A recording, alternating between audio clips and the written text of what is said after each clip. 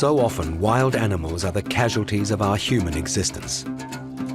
Killed for profit, their habitats under threat, made to live in cramped spaces, poorly fed. They're destined to live out their lives in misery unless someone takes action. Wild Animal Rescue follows the people from the international animal welfare charity Four Paws as they go on daring and sometimes dangerous rescue missions to give animals a better life. In this episode, we follow a 4-year mission to save 15 brown bears in Kosovo. Locked in small cages and used as attractions at small private zoos and even local restaurants, their future is bleak if Four Paws doesn't take action. And a Four Paws team goes to Romania to rescue Europe's last wild horses from the slaughterhouse.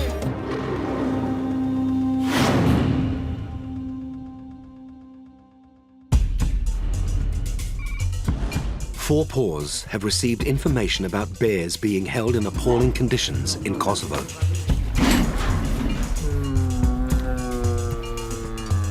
Project leader Carsten Hertwig and Jette Lepaya have been sent to see if the condition of the bears warrants a rescue mission. Also in aller Regel kommen sie aus der freien Wildbahn, werden als Bärenweise oder zumindest eben als Baby aus der Wildnis herausgeholt. Die Schicksale sind unterschiedlich. Teilweise eben ist die Mutter erschossen worden oder beim Verkehrsunfall ums Leben gekommen. Teilweise werden sie einfach auch der Mutter weggenommen. Kosovo is still reeling from the effects of the Kosovo War at the end of last century. The war brought widespread destruction, claiming more than 10,000 lives. But the toll of war and its aftermath isn't just measured in human lives. Animals are usually the first to suffer. Brown bear populations in Europe have been decimated by war, hunting, and habitat loss. It's estimated there are 3,000 bears left in the Balkans. However, the illegal trade of animal parts means their future is uncertain. The bear Carsten is going to see has been used to attract people to dine at this restaurant. It's a common practice in this region. Ja, Cassandra, Bärenweibchen, wir tippen so etwa 8 Jahre alt. Dürfte, seit sie Bärenweis und Bärenbaby ist, hier sein.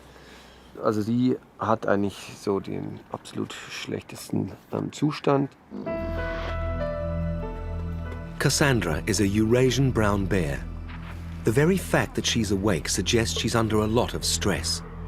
If she were in the wild, she would have gone into hibernation a month ago, and she wouldn't wake up for another 4. But the horrific conditions she's being kept in have totally upset her normal patterns of behavior. Ja, das ist natürlich völlig inakzeptabel für eine Braunbärenhaltung. Das sind 2x3 Meter Käfig, mitten der Witterung ausgesetzt. Das heißt im Sommer viel Sonne, kaum Regen, im Winter jetzt eben die Kälte, der Wind. Sadly, Cassandra is not the only brown bear in Kosovo suffering a miserable existence. Around 40 kilometers away lies the small town of Pristina. Carsten's been tipped off that there are 2 bears being kept here in very poor conditions. Again, there's a restaurant involved, but this time there's a small zoo attached. The bears are in a large cage, but it's nowhere near big enough for animals of their size. Also die Bären leben hier katastrophal, nur Betonuntergrund, kein Wasser, kaum Schatten und unglaublich gestresst. Und vor allem deswegen, weil unter ihnen sind kleine Zwinger mit Wölfen und Hunden und die machen einen unglaublichen Lärm. Also jedes Mal, wenn ich hier war, haben die Hunde einen unglaublichen Lärm gemacht und die Bären waren unglaublich gestresst.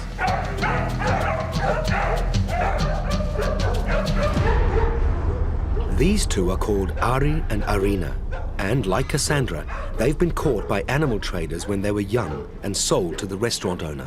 To stem the bear trade in Kosovo and step into line with other countries, a law was passed in 2010, making it illegal to keep bears privately. But with nowhere to place confiscated animals, it hasn't been properly enforced. Papiermäßig ist alles auf EU-Standard, mehr oder weniger. Implementierung ist ein anderes Problem und das ist, was wir jetzt versuchen auch hinzukriegen. Returning the bears to the wild is sadly not an option. Being too used to people, they would be easy prey for animal traders. So the Kosovan Ministry of Environment have come up with a solution involving Four Paws. Wir haben von der Stadt Pristina jetzt eine Fläche zur Verfügung gestellt bekommen von 15 Hektar. Wir werden im Zuge der nächsten Jahre große Sektoren bauen, mindestens 3000, besser 5000 Quadratmeter pro Bär. Good news and also bad, because Cassandra, Ari and Irina will have to stay where they are until at least some of the sanctuary is built. The big worry is how long Cassandra can survive in her present state.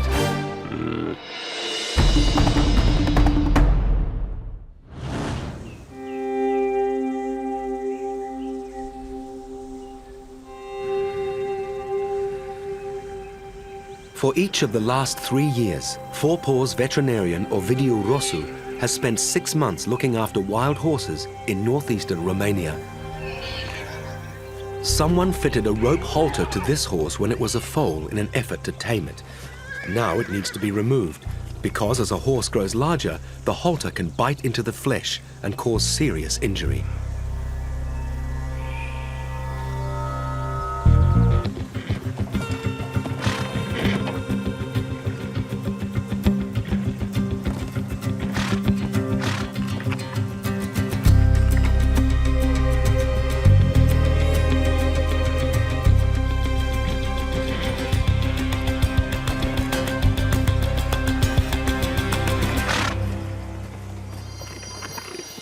It's one of approximately 500 wild horses living in the Danube Delta, the last wild horses to be found in Europe. These animals can be traced back to the 13th century, when the Tatars of Mongolia invaded this region, bringing their horses with them. Over the centuries, they were farmed for meat and used as working horses. Some also became wild, establishing a population here in the Letiția forest, which lies in the northeastern part of Romania's Danube Delta.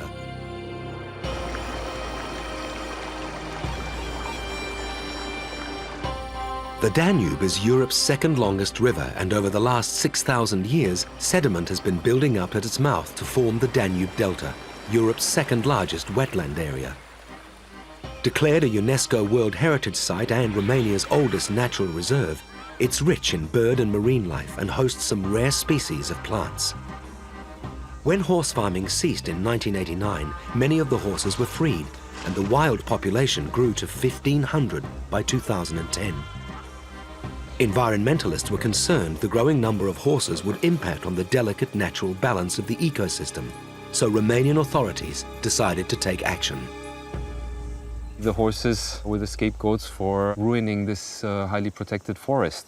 And the authorities thought that the easiest solution would be to cull, to shoot these horses. Four Paws vigorously opposed the idea of culling and proposed an alternative, a birth control vaccine which, over time, would reverse the population growth without harming any animals. This vaccine goes to the eggs, makes it some sort of a shield, like a cover, so that the sperm will not enter through it.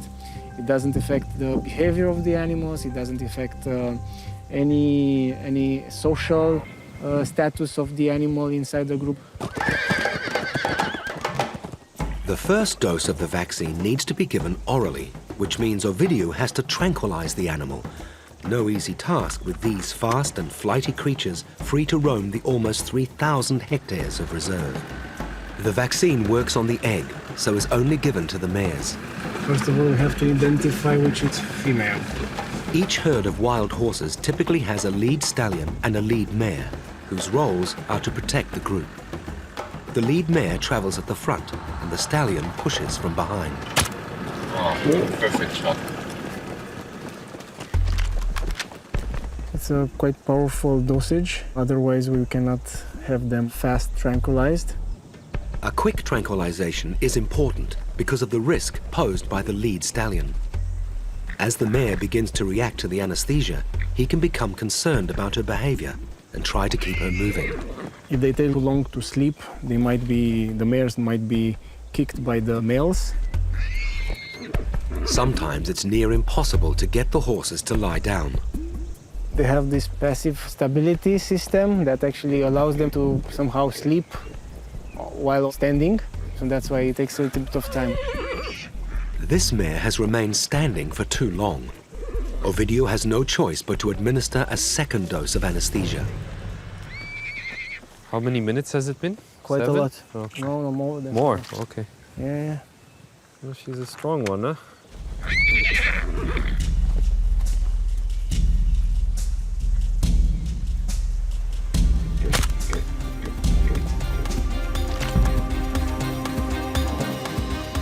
Coming up, has Ovidiu's second dart brought the mare down in time?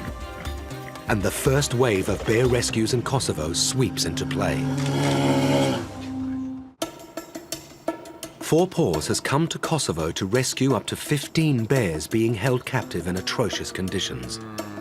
Carsten has rescued the first 3, Cassandra, Ari and Irina. But the rescue was delayed until stage 1 of the new bear sanctuary in Kosovo is finished. It's now ready, so the first rescue can happen. They start with the bear in most urgent need, Cassandra. Me presion muni me mor. Ariun me qef nuk e jo. Qyren, unë nuk. Jo njeri probleme. Po vesh nuk është në rregull po thom, se unë po thom e kurit vogël dhe nuk ka shumë. But Cassandra's owner can't understand why she's being taken and fails to see what's wrong with her current condition. To ensure there's no trouble, the team are backed up by police and the Kosovo force, the NATO-backed peacekeepers. In order to safely transport Cassandra to the sanctuary, the team must first tranquilize her.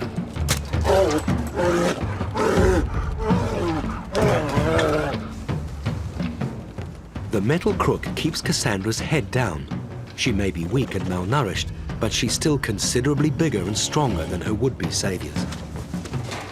Safely inside a purpose-built travel crate, it takes 6 strong men to move her to the waiting vehicle.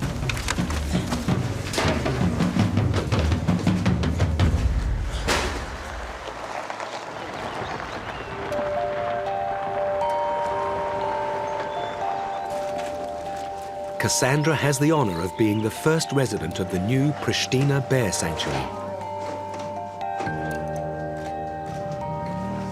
She'll stay in this interior treatment cage while work continues on her outside enclosure. This will enable her to regain her health and adjust to her new surroundings. Now the Four Paws team move on to the zoo in Shqiponia to rescue Ari and Irina. Again, the Four Paws team come with police and military support, but this time the media have been alerted by the bears' owners. It appears they're not happy about losing the prime attraction at their restaurant/zoo. Sie sind überhaupt nicht einsichtig. Also sie haben auch vor laufender Kamera immer wieder betont, dass die Haltung super und toll ist und so weiter. Also sie sind überhaupt nicht einsichtig. Wir können nur einfach sehen auf den Bären, obwohl sind wir überall, auch in Europa müssen die Eisen da sein. Nur einfach können wir gucken die Bären und sehen wir ganz genau, dass sie leben sehr wohl. The bears' owners have called in friends and associates in an effort to intimidate the Four Paws team. Worried the situation could get out of hand, the team decide they need to act now. They tranquilize both of the bears at the same time. Once they're sedated, they have to get them into transport crates before the drug wears off.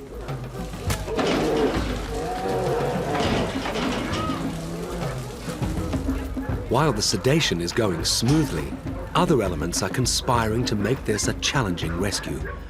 The owners have stopped the Four Paws vehicles from entering the property. Das ist für uns natürlich eine Herausforderung mehr, weil wir auch überhaupt nicht logistisch mit dem Inhaber der Bären kooperieren können. Er ist nicht stur, wir müssen lange Wege jetzt mit den Transportboxen nachher gehen, weil wir nicht auf den Hof fahren können, lauter solche Sachen. It doesn't help that the cages are up so high. They must gently lower several hundred kilos of brown bear down to ground level, into the transport crates, and then the long haul out to the waiting vehicle.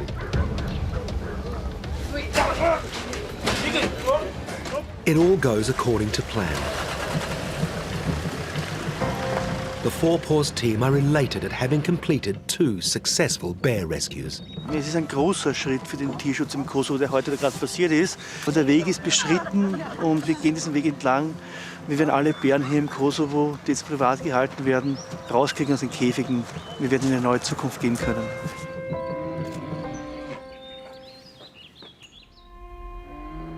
But their joy is short-lived with the news that 2 other restaurant bears intended for rescue have been killed. Faced with his bears being confiscated, the owner sold them to an animal dealer for 500 euros. The police found their dead bodies dumped amongst garbage, their organs harvested for the lucrative Asian market. Das macht jetzt die Situation so dringend und wir wollen eben jetzt komplett alle Bären, die noch in Restaurants hier im Kosovo dahin vegetieren, jetzt retten. With 2 dead, can they rescue the remaining bears in time?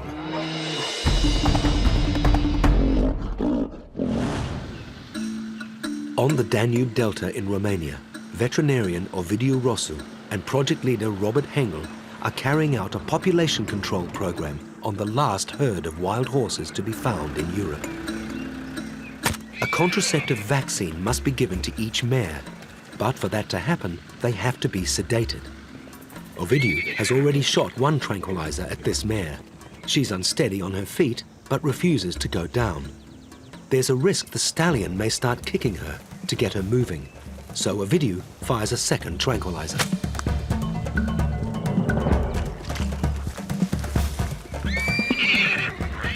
Just doesn't want to go down. Yeah, it's quite often this happens. Finally, after nearly 30 minutes. While the mare is sedated, Ovidiu and Robert need to record her statistics and perform health checks, but they're being closely watched. That's a real man, a real stallion. It's common for wild horses to have one partner they spend the most time with. Careful, careful. Yeah, I'm here. Estimates based on aerial surveys put the number of remaining horses at approximately 500. In the past 3 years, Ovidiu has treated about half of them. Our aim is not to actually kill the population down, is to manage it responsibly. This population control program by Four Paws was sparked by the so-called Letiția massacre scandal in 2011. The locals were basically rounding up loads of horses to sell them to the slaughterhouse. Following claims that the wild horse population was growing too fast and destroying the environment, Romanian authorities gave landowners in the village of Letiția permission to round up some of the wild horses. More than 70 horses were corralled together into several small pens. These beautiful, wild, free-living horses were crowded up with no food and no water.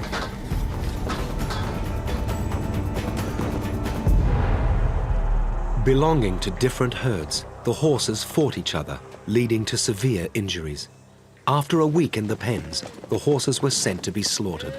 They rounded up the horses into a double-decker slaughterhouse truck, and they pushed in too many horses.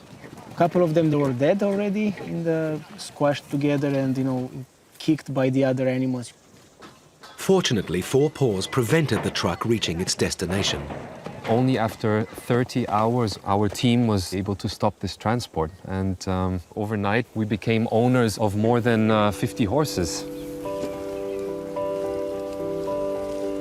The horses were brought to a farm where they received food, water, and medical care. We managed in the end to save about 45 horses in total. And after 3 months of quarantine and treatments, we were able to bring them back in Letiția. Some of those horses are still alive and being monitored by Ovidiu and Robert. Wow, look at that. Next, Robert has to perform a task he's not at all happy about. Oh boy. Oh man. And in Kosovo, there's the final big push to rescue all of the remaining restaurant bears.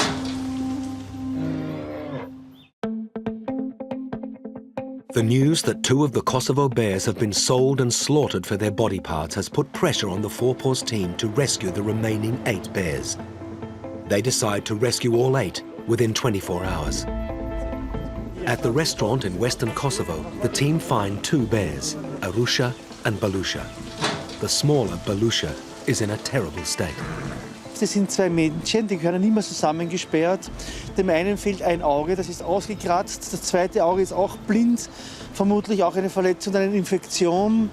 Die Zähne sind von dem einen Bären sehr kaputt und er hat sehr viele Narben, vermutlich von Kämpfen. Bears are mostly solitary creatures in the wild, so it's little wonder they clash when they're forced to share a cramped space. The rescue goes smoothly. As soon as they're sedated, the veterinary team start giving Balusha the medical care she so desperately needs. The next restaurant bear is 20 kilometers away, a 15-month-old female bought from hunters. Da haben wir 3 Leute angefahren, also die wissen ja, dass ich viele Tiere hier habe und fragten mich, ob ich einen Bär haben will. Die haben ihn anscheinend irgendwo gefangen, hier in unseren Wäldern, mit ihren Jagdhunden. Und habe ja gesagt, ja, warum nicht? Then he discovered laws were being introduced to make it illegal for bears to be kept in private zoos. Ich hatte vorhin, also es nicht auf so kleine Käfig zu lassen, also schon einen größeren Park zu machen hier. Aber da ich mitbekommen habe, dass es nicht mehr geht, dann habe ich halt diese Investition weggelassen. Being seen as a bad investment has meant she hasn't been properly cared for. Er ist unterentwickelt, er ist sehr ausgetrocknet. Wir haben ihm jetzt einen Tropf gegeben. Die Zähne sind sehr schlecht, muss man schauen. Aber die Narkose lief erstmal soweit ganz gut, er liegt stabil, dass wir ihn jetzt verladen können. That's 2 rescues completed safely. The last one promises to be the most difficult of all. 5 fully grown bears, all held in one enclosure. Also wir können die nicht separieren. Ja, es gibt keine richtige Absperrmöglichkeit jeweils. Das ist einfach nicht möglich hier. Und von dem her bleibt uns aus Sicherheitsgründen überhaupt nichts anderes übrig, als 5 Bären gleichzeitig zu narkotisieren. Das ist natürlich auch wirklich für das Ärzteteam eine Herausforderung. If the bears become agitated, it'll be difficult to dart them. So the vets keep noise and activity to a minimum. There are 5 vets, 1 for each bear, to ensure the operation runs safely and quickly. Initial medical checks would normally be carried out inside the enclosure, but not today. It's too dangerous, because with so many bears, there's a chance one of them might wake up. Checks outside the cage reveal they're carrying numerous injuries, probably caused by fighting. Ja, das ist eben eine Bisswunde, die wir jetzt auch noch extern behandeln, um die antibakteriell zu reinigen. Weighing more than 200 kilos, the bears are difficult to move into the crates. Eventually, the team load the last captive bear in Kosovo into the van. The most difficult phase of the rescue mission is over. Now it's just a matter of giving them time to settle in at the sanctuary. After years of living in confined conditions, it can be a big shock to be suddenly surrounded by large areas of open space. For that reason, they're first released into smaller enclosures. It's a special moment for the rescue team. Hierher zu bringen, ihnen jetzt dieses Gehege sozusagen zu übergeben und ihnen die Zukunft hier zu ermöglichen, das ist einfach ein wunderschönes Gefühl.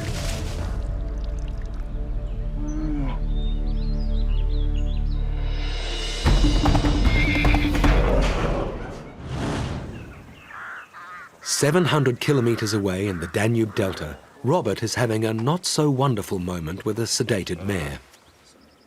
She's been given the contraceptive vaccine, but the medical check requires they obtain a fecal sample. Usually there's some reaction that some feces comes out, but in this case none came out, so I'll have to put my hand in the anus, and but obviously I will put some paraffin so it goes in easily, and then I can get out some feces. So it's very exciting.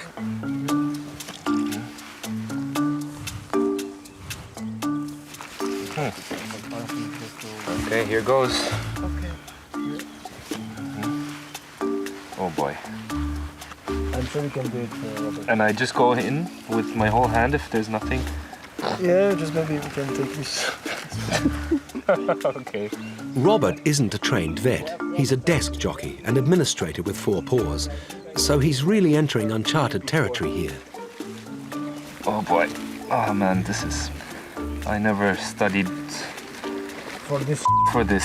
I didn't do veterinary. Is this enough? No, you go more. Are you serious? Yeah, go. Will go more? Yeah, I had my whole hand in Let there. me show something really interesting. Yeah? Open your hand. Oh, you lost it. You just had a really big worm. Oh, look at it. I had a worm? This is a whip That's worm. horrible. And what? And It is not going to attack you. If you are disgusted, I will do it. No, I'm not disgusted. I just don't want to go in all the way. Yeah, you can. Yeah, but I've got my watch and everything, man. I Take can't. it off. Oh my God. Take it off. Okay. Oh boy. Oh man. I feel kind of weird doing this. I will ask you to take care of this. Oh man. Yeah. Yeah? Okay, this is how you do it properly. Oh, actually, she already defecated. Yeah, not very. There's nothing in there. But nevertheless, quite a lot of worms. Yeah. Yeah, but it's enough. This is enough. This is also the perfect opportunity to get a blood sample from the horse. This is to do studies on the reproductive level of the animal. So actually, if she is pregnant in this moment or if she is not. To be able to do this thing, we have to take the serum out of the blood. That requires specialist equipment, which Ovidiu carries in his vehicle. The centrifuge will spin the test tube at high speed, separating out the blood serum, which can then be sent to the lab for testing. Okay, we will send it to Vienna to be tested for the levels of progesterone and estrogen. Those are the main hormones from which you can know if the animal is pregnant or not. The sedative has worn off. The whole tranquilizing process and checkup has taken just over 90 minutes. And the mare is none the wiser about the indignity of having both Robert and Ovidiu probe her for a fecal sample. Next, the Pristina Sanctuary bears have a date with the dentist.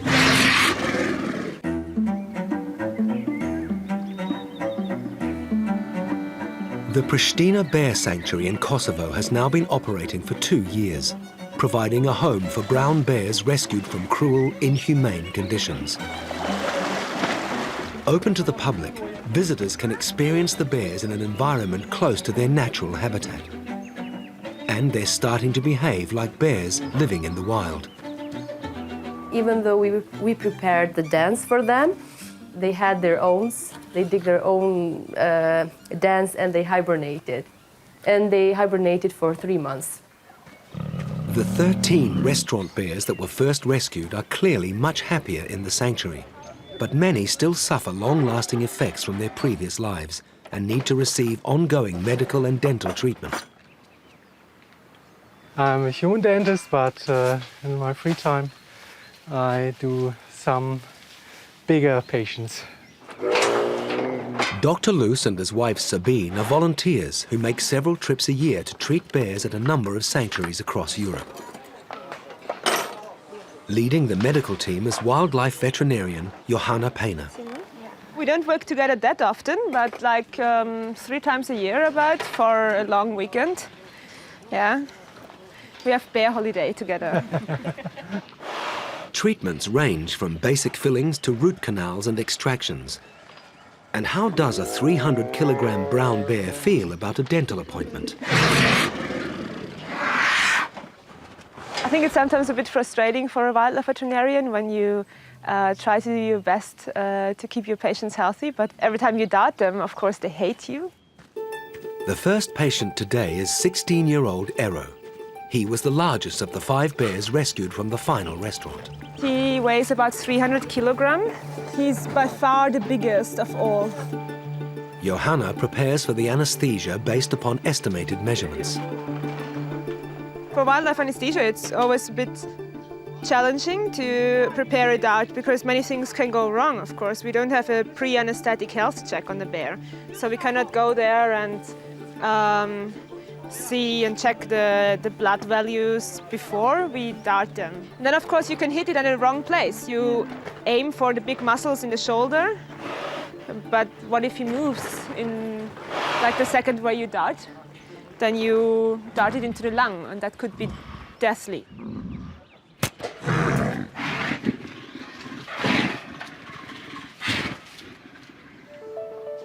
The anesthesia should take around 10 minutes to work, but Johanna wants to be absolutely certain Ero's fully unconscious before allowing anyone to enter the cage. How many kilograms you say? 3. I say 340. Pristina Bear Sanctuary. Okay, mit der 325. It's important Johanna gets an accurate weight. That way she knows how much of each drug is needed.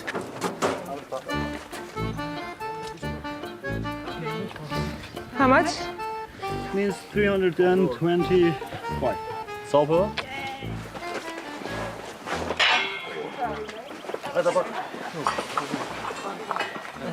Ero's legs are tied down to stop them flopping around during the procedure. If he were to wake, however, the ropes would do little to restrain him. Ich schon losmachen, wenn ihr wollt. So we have a cavity in the tooth because of a broken tip. And here the same, the canine tooth severely broken and with a cavity here. Broken teeth are common amongst captive bears. They bite on the bars of their enclosures, and under the load of their extremely powerful jaws, something has to give. So now I give here some local anesthesia, and then we will perform a root canal treatment. The tooth has to be treated because the pulpa is chronically infected. This causes maybe pain and osteolysis. That means that the bone starts to be destroyed. Really big tooth, huh? Huge. While the root canal procedure is similar to that performed on a human, working on bears can create some tricky problems. Haben wir da noch längeres? Kann sein, dass wir länger brauchen. Das ist das Einzige, was wir haben. Wir haben das natürlich.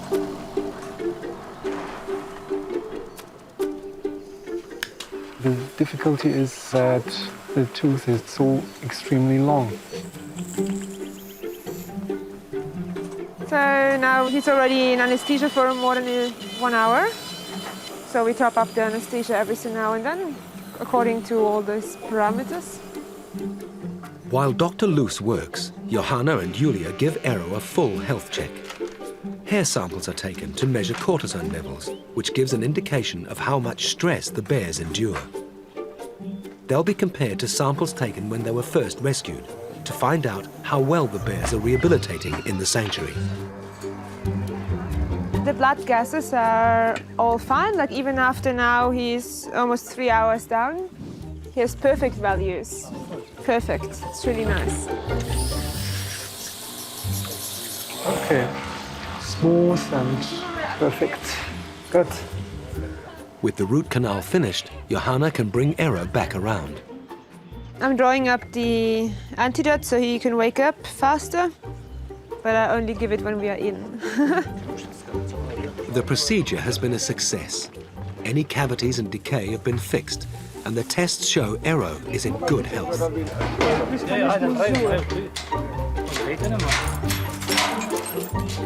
Super, very good. Thank you, everyone. Thank you to you. Special thanks. Around half an hour later, a slightly groggy Ero returns to his outside enclosure. Coming up, 3 very young additions to the Pristina Bear Sanctuary. And Four Paws working to win over the locals in the Danube Delta.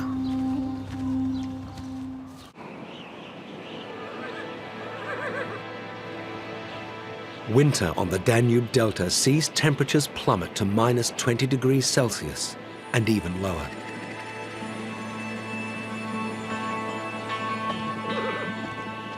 The wild horses eat tree bark, roots, and whatever they can find. But it's hard going, and a significant number don't survive the winter. In the winter of 2010 and 2011, before the Four Paws program began, locals say 50% of the herd died. Now Four Paws provide food to help the horses through the winter. No matter what the weather is like, Ovidiu has the unenviable job of distributing the hay.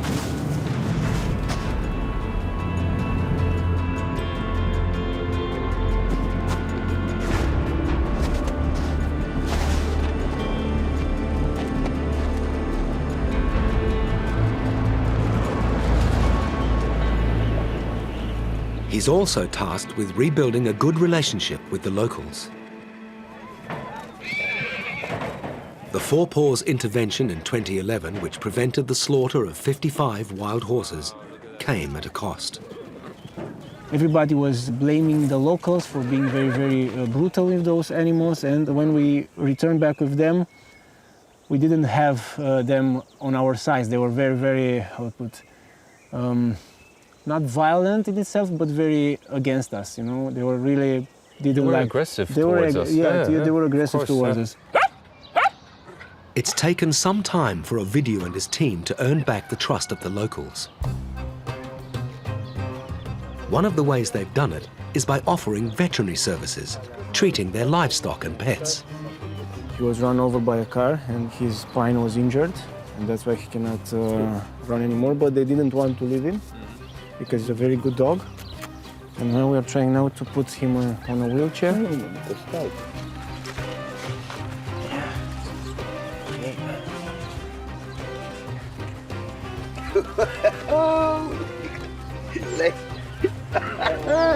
Hai, Rex.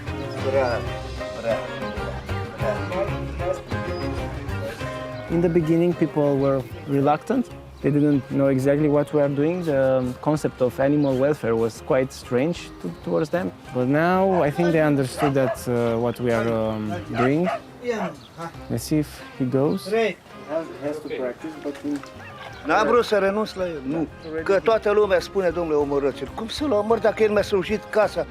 7 ani mi-a slujit. Very nice story because. Cum să renunț la el?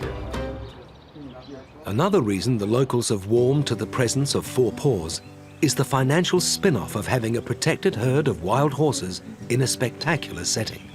In the last 4 years, there was a very big development from the touristic point of view. So actually, now the locals gain a lot of money because people came to see the forest and the horses. With more and more locals starting to see the benefits arising from the work Ovidiu and his team are doing on the Danube Delta, certainty is given to the future of these wonderful animals, Europe's last wild horses.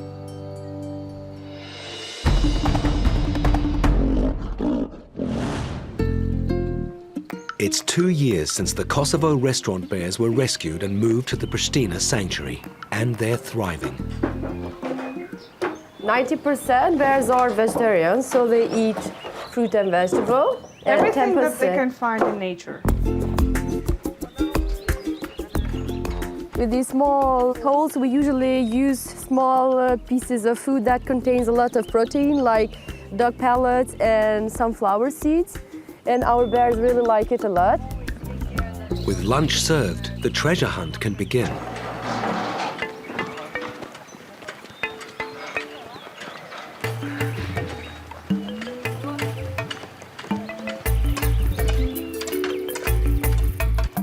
Doing it this way keeps the bears stimulated and encourages them to use their natural instinct for foraging. Since those first 11 restaurant bears came here, there have been another 5 bears rescued. In this enclosure here, we have 3 little cubs that we rescued last year. When we rescued them, they were only 2 months old, and they were quite weak, actually. Kosovan authorities became aware of them after a family posted photos on Facebook of the tiny 3-week-old Emma living in their flat. A few days later, her brothers Ron and Oscar were found nearby. All three were undernourished and stressed. Normally, wild bear cubs spend at least 2 years with their mother, so they needed round-the-clock care. 5 months later, with the cubs in good health, the Pristina team tried something they'd never done before. With the cubs still being young, there was a chance they could survive in the wild. Today we're moving them to Shari National Park because we've built a large enclosure for them away from people so that they can spend the next year or so getting used to being in their natural environment. They were left alone to forage for their own food, with frequent checks to see how they were getting on.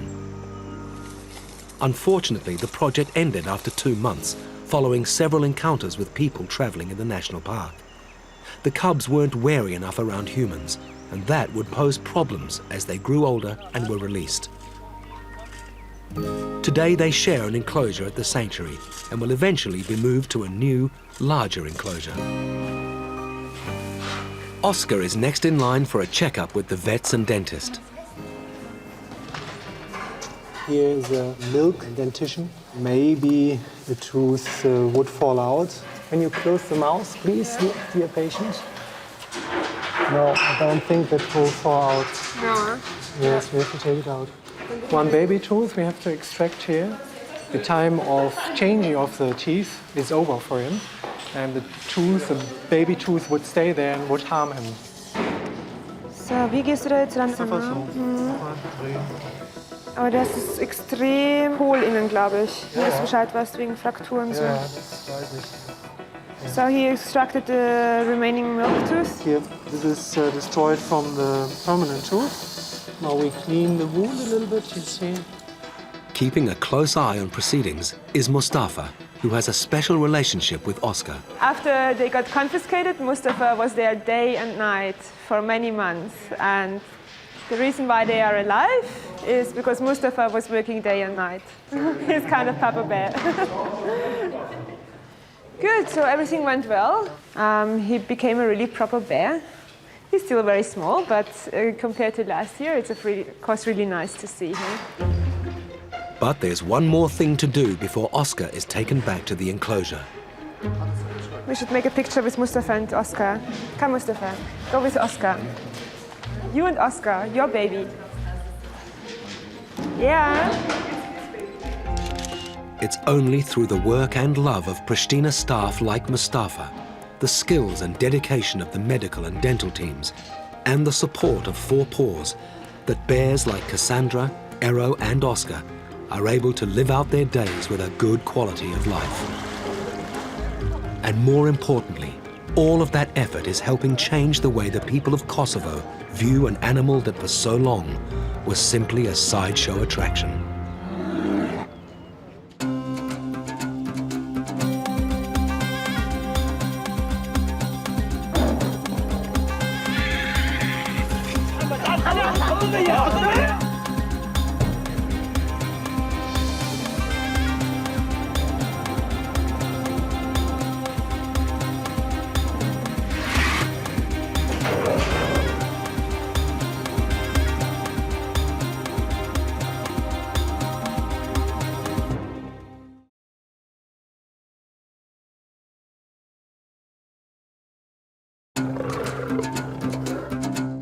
So often, wild animals are the casualties of our human existence. Killed for profit. Their habitats under threat. Made to live in cramped spaces, poorly fed. They're destined to live out their lives in misery unless someone takes action.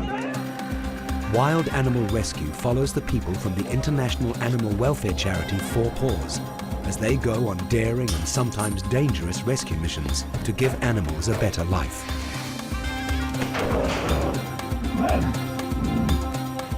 In this episode, we follow Four Paws' efforts to give captive lions a better life. It was clear that this can't last for long because the situation was deteriorating really visible.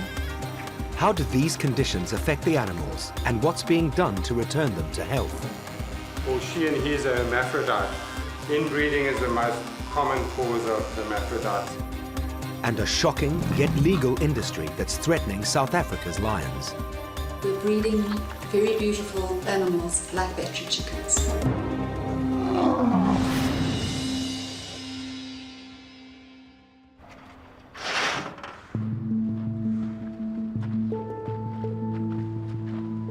This rescue mission centers on 5 lions living in depressing conditions in the town of Baia Mare in Romania. For the last 2 years, they've been kept in these enclosures, a few hundred square meters of concrete floors and walls and steel bars, little bigger than a suburban apartment. And for the majority of that time, their only human contact has been with veterinarian Dr. Adin Miklaus. He knows their history ever since they first came to Baia Mare. Și au fost aduși în anul 2002 în Baia Mare. Vârsta aproximativă 2 ani, dar nici și aceasta este relativă pentru că pe certificat scria 2 ani. Eu cred că sunt un pic mai în vârstă. Those age estimates apply to the 3 older lions, Petrica, Lavinia and Lydia. They're siblings and originally performed as part of the Romanian state circus. But in 2002, the male, Petrica, attacked their trainer and they were no longer wanted. At that point, Dr. Miklaus brought them to the Baia Mare City Zoo. Inițial am fi vrut numai 2, dar fiind 3 și noi având spațiu, au fost aduse la Baia Mare. Baia Mare is a small city of approximately 130,000 people in the northwest of Romania. Its zoo was one of 36 in the country. But when Romania became part of the European Union in 2007, that all changed. At that point, a lot of legislation has to be put in place. And one of the pieces of legislation that was necessary for Romania to implement was the Zoo Directive. That directive specified certain minimum standards that all zoos had to meet if they were to continue to operate, with one of the most important standards being the welfare of the animals. Like so many zoos in Romania, Baia Mare did not come up to scratch. Deci grădina zoologică a fost construită în 1950 și cuștile au fost foarte mici. Neavând autorizație de mediu, neavând spațiu propriu pentru animale. Located in the old part of Baia Mare, the zoo had no more space it could access, and the local council had limited funds to work with. There were different attempts to buy more land or to find other solutions, but at the end, of course, with no budget and of not being the biggest priority of the city, that was the decision of the council to close the zoo. The EU legislation states that when a zoo has to close, the animals should be relocated to other institutions which meet the standards. If that isn't an option, then the animals should be euthanized. That was the situation Dr. Miklaus and his colleagues faced back in 2013. Am încercat toate animalele care au fost, mă rog, vreo 22 de specii, au fost date la instituții autorizate, conform legii, cu spații conforme, cu așa. Leii n-am reușit să-i relocăm pentru că nu i-a dorit nimeni. Așa s-a ajuns la înființarea acestui compromis. And it truly was a compromise. The council was sympathetic to the plight of the lions and allocated them vacant buildings and yards, with a plant nursery on one side and a rubbish dump on the other. Their new quarters consisted of 2 dark indoor cages and a small outside area where they could exercise. While the lions had been saved from being put down, they'd ended up in even worse conditions than were at the zoo. Deci la grădina zoologică totuși avea un spațiu cam cel puțin de 3-4 ori mai mare decât aici. The closure of the zoo also meant they no longer had access to regular veterinary care or good quality food. The council continued to provide a small budget for meat, but no other funding. So all the care, the daily feeding, the cleaning of the enclosure, that has all been done by Dr. Miklaus.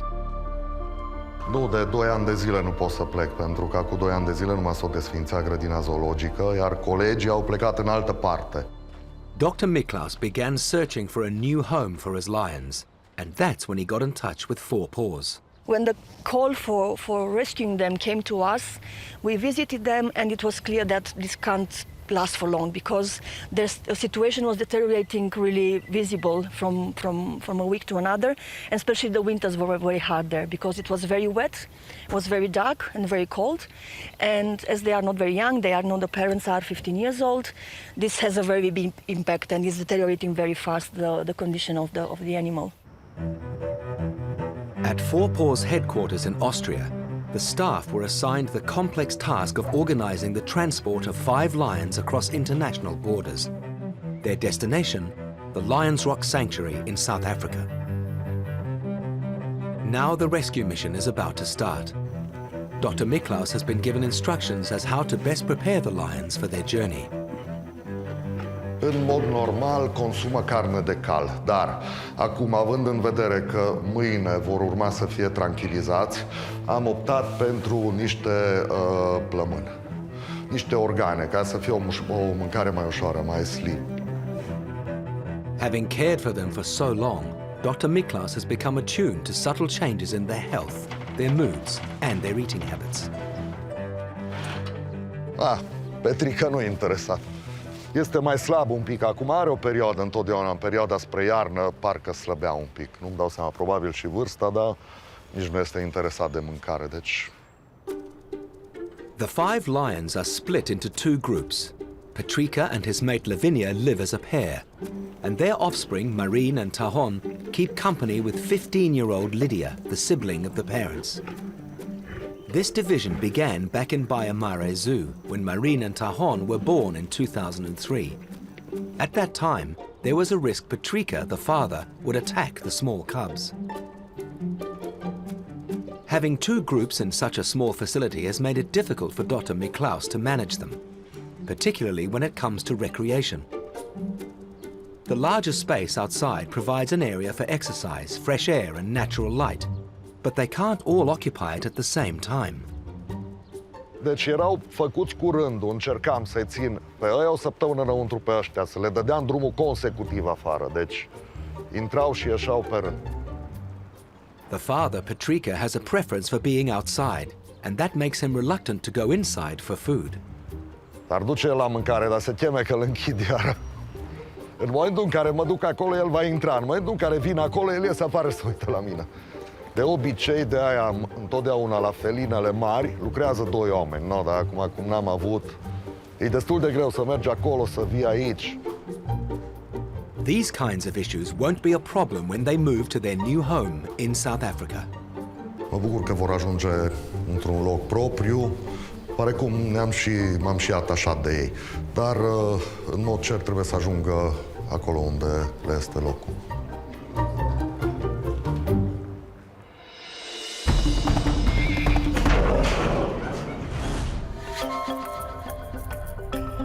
Over 8,000 kilometers away at Lions Rock in South Africa, the Baia Mare 5 will be joining many lions and other types of big cats, rescued from Romania and neighboring European countries. Those feline refugees were very much the driving force behind establishing the sanctuary in 2006. So it was clear that there is a huge need, and Four Paws decided that if we will create a sanctuary, that it should be in a country or on a continent where the lions are actually coming from and where the habitat and the climate is according to what they need and where they normally would live. Unfortunately, being in an appropriate environment doesn't cure the animals of all the sickness and infirmities they previously had. Many of them require ongoing care and treatment. Today, there are a series of operations scheduled, and veterinarian Dr. Peter Caldwell is anesthetizing the first lion.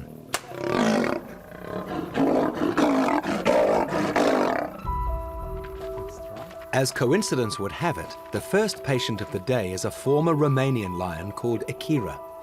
Rescued from a Romanian zoo in 2008, she has a large abscess on the underside of her jaw, which needs medical attention. It's obviously causing her pain and to be ill-tempered.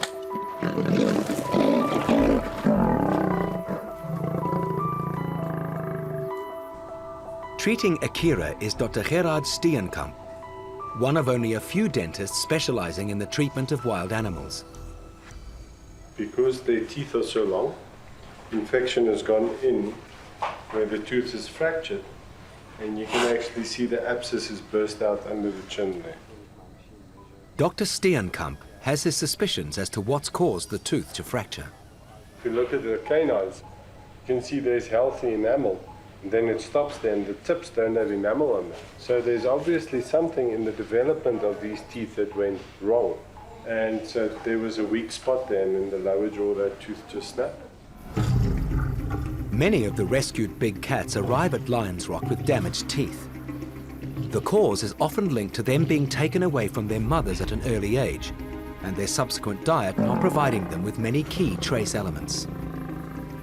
Calcium and those minerals which are needed to grow bone and cartilages and teeth are mostly not enough given to them when they are growing. And that means then when they are getting older that those bones and teeth are not strong enough and that they break easier. Before the abscess can be treated, the dental team need to perform a root canal on Akira's fractured tooth. Holes drilled in the base and tip allow them to remove most of the infected tissue. The remaining decaying tissue is flushed out through the abscess that has appeared under her jaw. To complete the procedure, Dr. Steenkamp will have to drill away some of the bone around the abscess and then plug the hole from both sides. This is the cement that we put into the canal. By now there shouldn't be any bacteria left there, but if there is, it will help to kill them. While many of Dr. Steenkamp's instruments are common dentist tools, some had to be custom made to enable him to work with the extremely long teeth found in big cats. Suturing it closed, and then it should be woken up. Okay, let's pick her up. Let's go.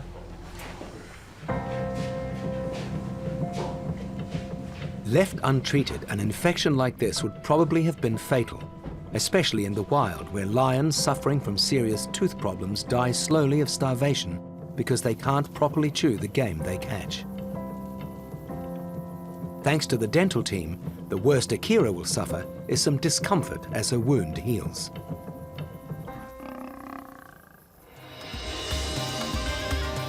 Next, the rescue of the Baia Mare lions finally gets underway. Have a nice journey. The day has finally arrived. The 5 lions of Baia Mare are about to leave Romania and the cramped enclosures that have been their home since the town zoo closed in 2013.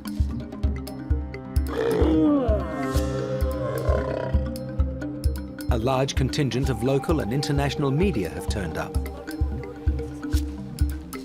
Four Paws has sent a team of specialists from Romania and Germany, experts in transporting large, dangerous predators. We will have a look at the facilities and then want to have a talk to the veterinarian who took care about the lions over the last 15 years. So and then we discuss in our team how to proceed. Even before the examinations are done, it's very obvious to the team that Dr. Miklaus has done all he can to look after the lions, despite a lack of resources and funding. They're well cared for. They've been treated with respect by the veterinarian who saved their lives. Saved their lives and made them a big part of his life. It will be hard for Dr. Miklaus to see them go. Sentimentele sunt împărțite, mă bucur. În primul rând mă bucur că am reușit să-i relocăm. Asta încercăm de cel puțin mai mult, de 2 ani și ceva. Each lion will be tranquilized. Then medical assessments will be performed to ensure he or she is in fit condition to go into a purpose-built travel crate and make the long trip to South Africa. There will be a detailed inspection of the teeth, of their eyes, of the bones. So there will be really a lot of parameters that are going to be checked. Marine is up first. He's one of the 2 offspring of Patrika and Lavinia. Also very skinny. So the darting outside, it's better, but the only thing which is not good, if he is going to sleep in the middle, Dr. Goeritz is worried that after being darted, Marine could fall asleep in the middle of the cage. If this happens, then it becomes very difficult to tell whether he's properly tranquilized, and that makes it potentially dangerous for someone to enter the cage.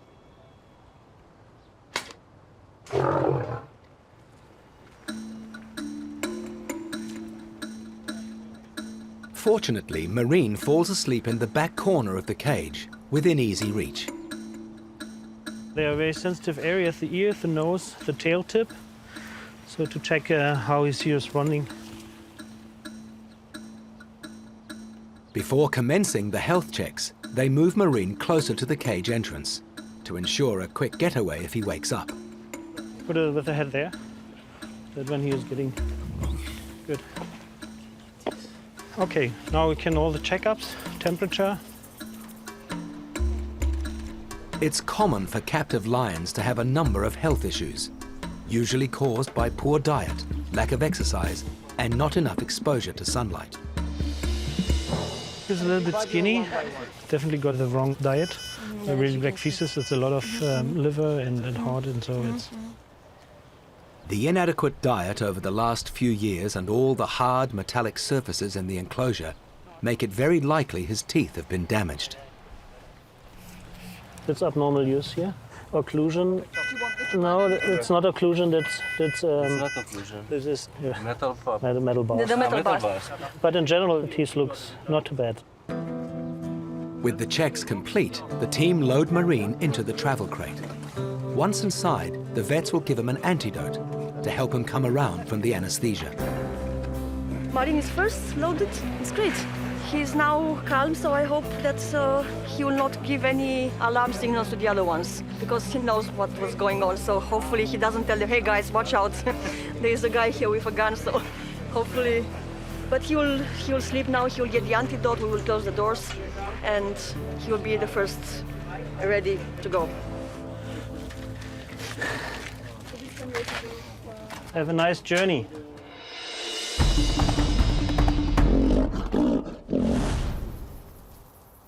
Back at Lions Rock, the operations are continuing, but this one isn't a dental operation. Wildlife veterinarian Dr. Peter Caldwell is dealing with the unusual case of Fiona, a 9-year-old lioness who doesn't look like a lioness. Well, she and he is a hermaphrodite. She's got an overdeveloped clitoris in her vulvar region, which is a very good sign that she is a hermaphrodite. And she's got 2 scrotal sacs without any testes in, and she tends to want to mate with other lions. So we're going to go and see what kind of sex organs she's got and then remove them, because if there is a uterus in there, it's a potential for an infection. Having both sex organs in the one lion is unusual but not unheard of. Typically, it's caused by a lack of genetic diversity in the breeding population, resulting in closely related animals mating with one another. Congenital genetics, yeah. Inbreeding is the most common cause of hermaphrodites in the lion population. These kind of genetic abnormalities are rife at breeding farms. Fiona was rescued from one of these places, as were a number of lions here at Lions Rock. Ironically, before Four Paws bought this property, the land was used to farm lions. It was a game farm and a breeding farm for game and as well as for lions mainly. He also had cub betting, he had young lions here at the lodge. Lions Rock may have been turned into a sanctuary, but there are many places where lions are still being bred. Some estimates suggest that there are 7,000 lions being raised in captivity in South Africa. We're breeding very beautiful, very intelligent, very long-lived social animals like veterinary chickens. You see a lot of these breeding facilities, specifically in this country. The conditions that these animals are raised are so poor, unhygienic, and the people that do it are totally oblivious of any veterinary and medical and health aspects of these animals.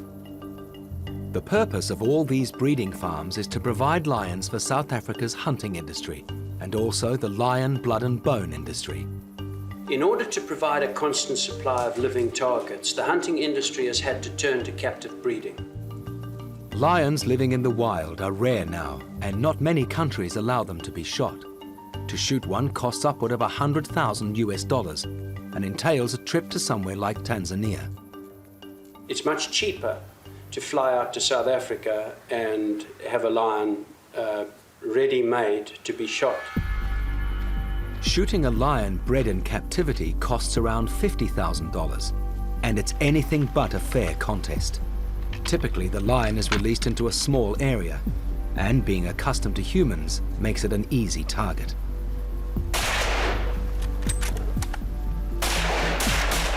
The target animal is unfairly restrained from escaping the hunter, either by physical constraints such as fencing, or by mental constraints such as being habituated and bottle-fed and raised by humans.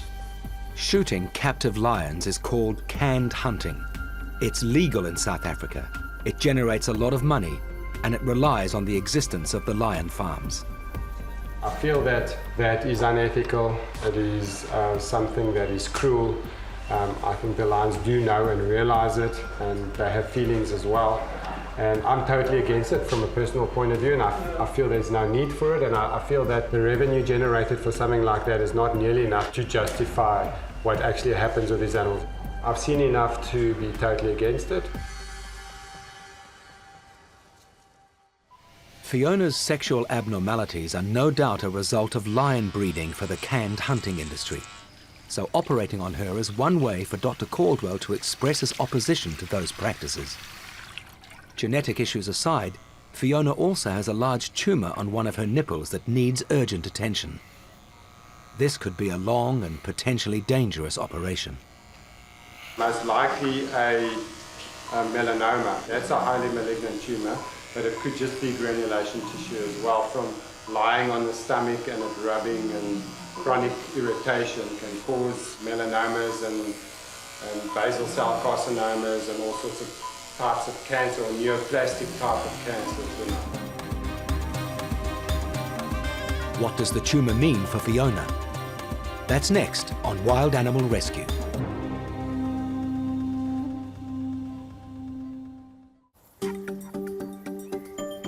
At Lions Rock, Dr. Peter Caldwell is performing surgery on Fiona. She has a serious cancerous tumour which has to be removed. But first, he wants to investigate her sexual organs. She's an hermaphrodite, meaning she has the sex organs of both female and male lions.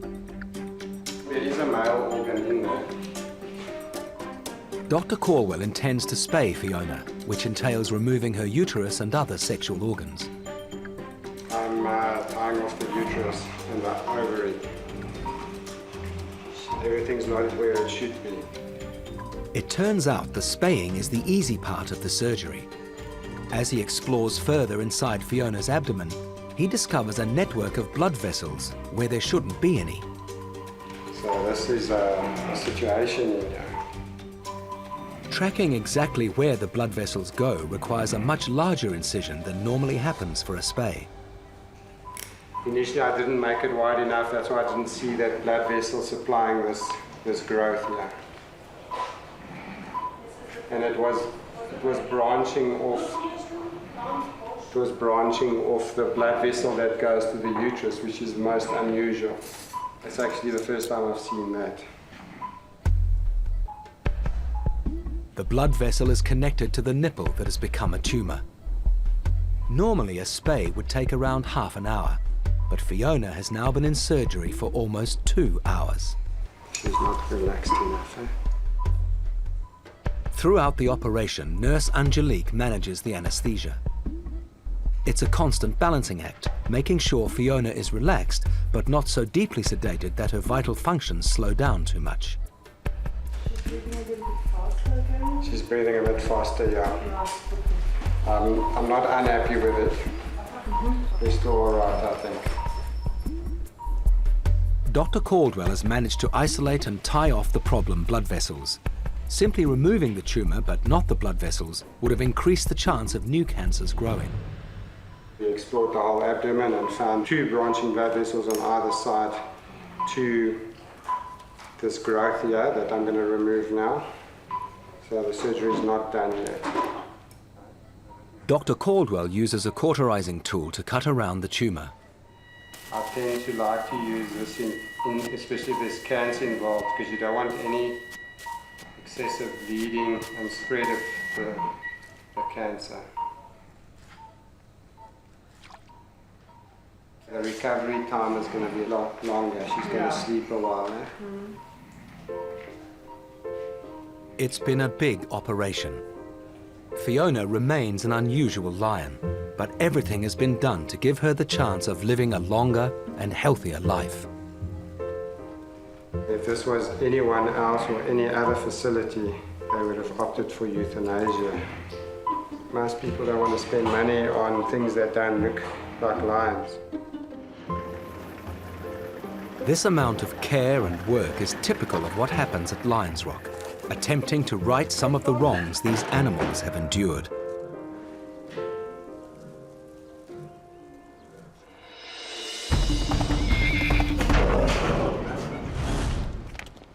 On the other side of the world, the Four Paws team is busy preparing Lions Rock's next arrivals. 5 lions from the failed zoo in the Romanian city of Baia Mare. 12-year-old Tahon is the next to be sedated and examined. So the general condition of him is a little bit better than the first one. The claws are okay. We have a look on the teeth. He was a little bit fat in the past. He lost a little bit of weight, but the skin is still there. What we can do? Surgery. Now I guess if he gets some exercise, really good diet, then he will improve. Tahon is one of the lucky ones. Many of the animals rescued by Four Paws suffer from long-term medical complaints caused by the conditions they were kept in. With a proper diet and the space to roam at Lions Rock, Tahon should return to good health within a few months. To coincide with the rescue and promote awareness around the plight of lions in captivity, Four Paws is putting on a street theatre performance in the centre of Baia Mare. We gather here today to say goodbye to the 5 lions. So they will go to Africa, where they belong for real. And we try to emphasize this in order to show to the people the life in cage of this animal. Sadly, Romania is a hotspot for animals being kept in inhumane conditions. Over 1/3 of the big cats at Lions Rock come from this country. They don't know how the grass smells. They don't know how to walk on the ground because they were staying on the concrete cages, and they don't know how the African sky looks like. They don't know how to hunt. They don't know how to be a real lion, Four Paws stages events like this to change the way people think about animals in captivity. If they can get the public on board, then they have a better chance of persuading local politicians to tighten the laws around animals in zoos and circuses. The ultimate aim is for Four Paws to not have to step in and rescue Romanian animals. Next, the Baia Mare lions finally depart their cramped cages and concrete floors for the grass and open spaces of Africa.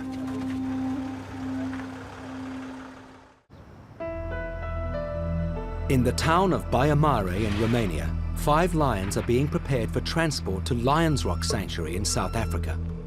Lydia, the female with an eye injury, is next to be anesthetized. She's one of the 3 older lions. They grew up in the Romanian state circus and spent 15 years in captivity. Let's look on the eyes. So the lens is loose and there's fibrin inside. If you shake it, what happens? It actually moves. It moves, yeah. So the cornea is not clear anymore, so the vision is not very good. She hardly can see on the side. There's no evidence of physical damage to the surface of the eye, so Dr. Goeritz suspects it could be related to her environment and living conditions.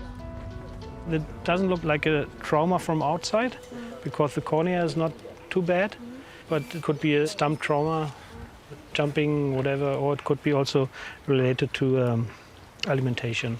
So we have to check the blood for diabetes and all this stuff. Dr. Goeritz can't treat the eye any further here, but the team will arrange for Lydia to have surgery at Lions Rock once they receive the blood results and have identified what the problem is. Can you check the thyroid parameters and check for diabetes? Lydia and the two younger males are in their crates and loaded into the transport van. Just the parents, Petrika and Lavinia, remain. Aged around 15 years, they're not excessively old for captive lions. However, their hard lives in Romania, especially in recent years, means they're not in good health. So this guy needs a longer infusion. Petrika looks very thin and weak. The small budget keeper Dr. Miklaus had for food resulted in the lions being fed offal and cheap cuts of meat. Most likely he got severe kidney problems already. So we really have to do severe blood check then. Kidney problems are common in captive big cats that haven't received proper nourishment or exercise. And also they have got a little bit ulcer here already. Ulcer is a sign that the urea is increased, and urea does increase when the kidneys doesn't work properly. But the blood work will tell us more. Last to be treated is the mother lion, Lavinia. Her teeth are in a terrible state. Oh yeah. Yeah, she needs major work. This most likely has to be removed, the right upper one, and this need root canal work. So both root canals are open, all three actually, but this has to be removed. Lavinia's fractured teeth and exposed roots are most certainly causing her pain. She will need extensive dental treatment once she's settled in at Lions Rock. All of the lions are now loaded into their transport crates. Ahead of them lies a very long trip, 1,500 kilometers by road to Frankfurt Airport in Germany, followed by a 10-hour flight to South Africa. All up, they'll spend over 30 hours in transit. Their water will be regularly topped up on the journey. So we are finished earlier than we suspect, so everything went smooth. That's a good thing. No excitement, everything went smooth, that's good. Dr. Miklaus won't be traveling with the lions. He's afraid of flying, so this is the final goodbye. They've been a big part of his life for the last 13 years. 11 spent looking after them at the zoo, and then another 2 on his own here at the makeshift premises. It's a bittersweet moment, knowing he won't see his friends again, but able to feel satisfied that they will spend the rest of their lives in relative comfort. Dr. Miklaus's work with lions is finally over.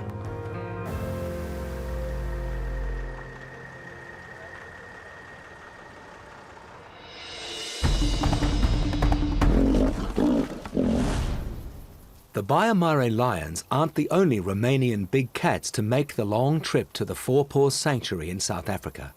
Veterinarian Dr. Peter Caldwell has a number of tigers on his patient list that also come from Romania. This adult female is called Lina. Check that lower canine, that side, and this side as well. The bottom 2 canines for sure, hey? Now this is going to be long, it's going to be 3 hours. When we got to her, I evaluated her. We definitely know that she needed potentially 2 root canals. She looked quite good, and I put a dart in a cocktail of drugs that I normally use. Very conservative on the dosages and so on, because she's a smaller tiger.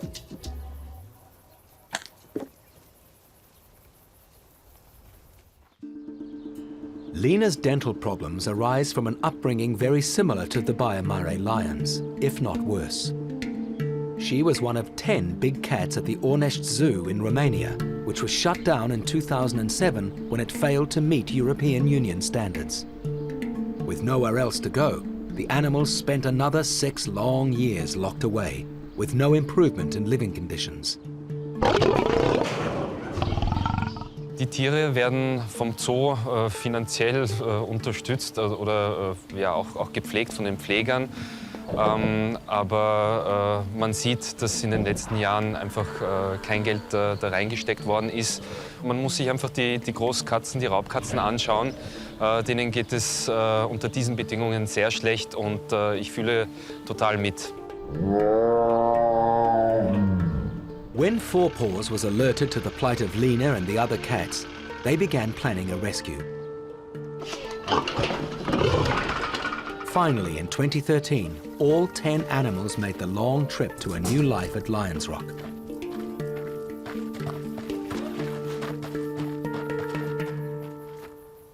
Now that Lena has settled into her new home, it's time to fix some of the more serious health problems resulting from her previous life. She went down really nice, she fell asleep well, her breathing was really good. It took about 6 minutes for her to fall asleep, which is on average normally how long it takes.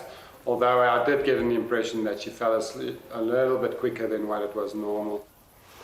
Tigers are the most dangerous of the big cats to work with, so Peter takes extra care when entering the enclosure. But as he gets close to Lena, he quickly notices that she's not responding well to the anesthetic.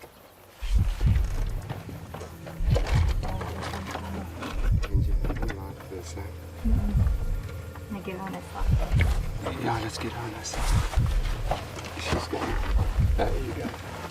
I don't like this. She's thirsty. Yeah, she initially just stopped breathing and we ensured that she had a good airway, and then we started giving her respiratory stimulants intravenously, and then she went into cardiac arrest and her heart had stopped. Can I do compressions? Yeah, you can do compressions. Next, can the medical team save Lena? And the Biamare lions finally arrive in South Africa.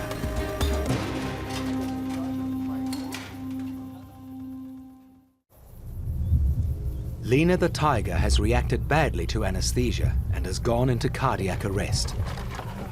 And you haven't liked this, eh? Dr. Caldwell and Nurse Angelique are desperately trying to keep her alive. Can I do compressions? Yeah, you can do compressions.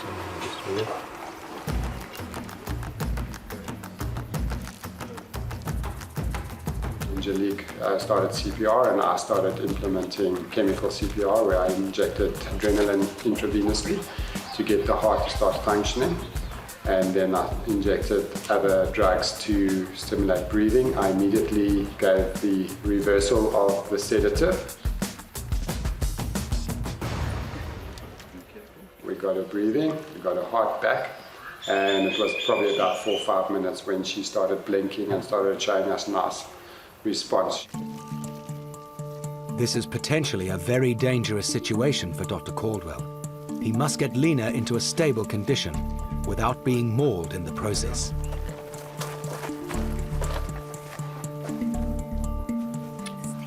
When last was this tiger immobilized? Before she came, we didn't do her centuries here. We need to do some blood work on her and see what's going on there. If you dart her with Zolota on her own, she's going to die, because there's no reversal there.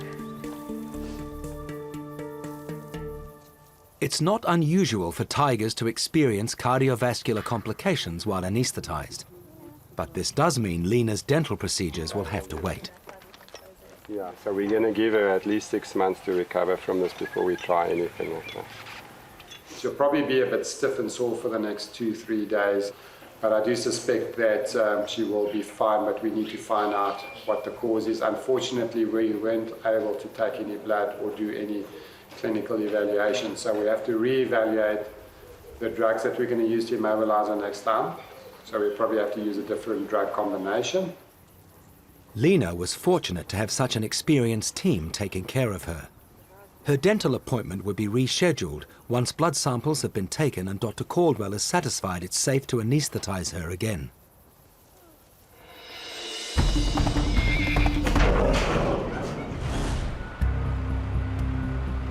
After nearly 2 days traveling, the Biamare lions have finally touched down in Johannesburg, South Africa.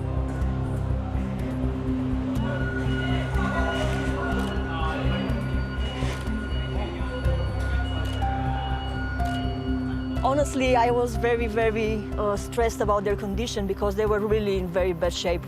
And you know, all the transports and all these kind of activities are very stressful for them.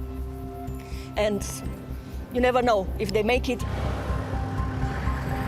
The final leg of their journey is a 3-hour drive to Lions Rock.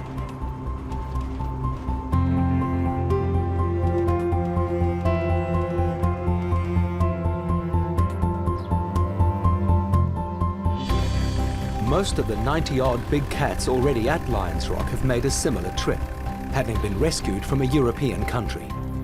They're curious about the new arrivals.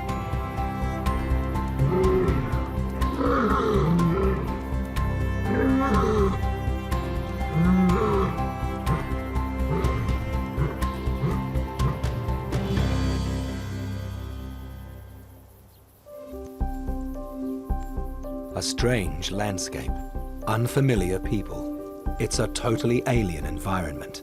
So it's no surprise Lydia is slow to leave the security of her travel crate. Today, the lions are being released into an adaptation enclosure. At 5,000 square meters, it dwarfs their former home. Once they're acclimatized, they will move into permanent enclosures with even more space to roam in. I would say mission accomplished. It was very touching to see how every single animal reacted when the crate was open and they were confronted with their new life, with the grass, with the freedom of, you know, open sky, the other lions that are around and they are looking curious at them, the sound of the other lions, and also the huge information that comes with such a place. I think we are not understanding 100% how much it's changing in an animal when from concrete, from a box, suddenly grass, first time after 15 years of your life.